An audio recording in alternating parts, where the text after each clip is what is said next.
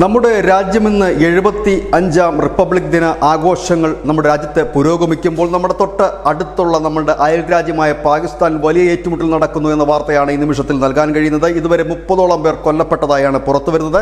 ഖൈബർ പഖ്തൂൺ മേഖലയിൽ 3 ജില്ലകളിലായി പാക് സേന നടത്തിയ ഒരു തെരച്ചിലിനെ തുടർന്ന് നടന്ന വെടിവെപ്പ്. ആ വെടിവെപ്പിലാണ് 30ഓളം ഭീകരർ എന്ന് പാകിസ്ഥാൻ വിശേഷിപ്പിക്കപ്പെടുന്ന ഖൈബർ പഖ്തൂണിൽ പോരാടുന്ന പോരാളികൾ അടക്കം കൊല്ലപ്പെട്ടിരിക്കുന്നത്. പാക് മിലിറ്ററിയുടെ മീഡിയ വിഭാഗമായ ഇന്റർ സർവീസ് പബ്ലിക് റിലേഷൻസ് ആണ് ഈ വിവരങ്ങൾ പുറത്തുവിട്ടിരിക്കുന്നത്. അതിൽ ലക്കി മർവട്ടിൽ എന്ന് പറയുന്ന ജില്ലയിൽ നടന്ന ആ ഒരു ഓപ്പറേഷനിൽ 18 പേരെ വധിക്കുകയും 6 പേർക്ക് പരിക്കേൽക്കുകയും ചെയ്തതായി സൈന്യം അറിയിക്കുന്നു. കാക്കിൽ മറ്റൊരു ഏറ്റുമുട്ടൽ 8 പേർ കൊല്ലപ്പെട്ട വിവരവും, ഒപ്പം തന്നെ ഖൈബർ ജില്ലയിലെ ബാഗ് ജനറൽ ഏരിയയിൽ 4 ഭീകരരെ കൊലപ്പെടുത്തിയതായി സൈന്യം പറഞ്ഞു. ഇരുവിഭാഗവും പരസ്പരം ഏറ്റുമുട്ടുന്നതായിട്ടാണ് വിവരം. ഏതായാലും വലിയ ഒരു വാർത്ത തന്നെയാണ്. കഴിഞ്ഞ കുറേ കാലമായി പാക് സൈന്യത്തെ കൊന്നൊടുക്കിക്കൊണ്ടിരുന്ന ഒരു പ്രദേശമായിരുന്നു ഖൈബർ പഖ്തൂൺ മേഖല.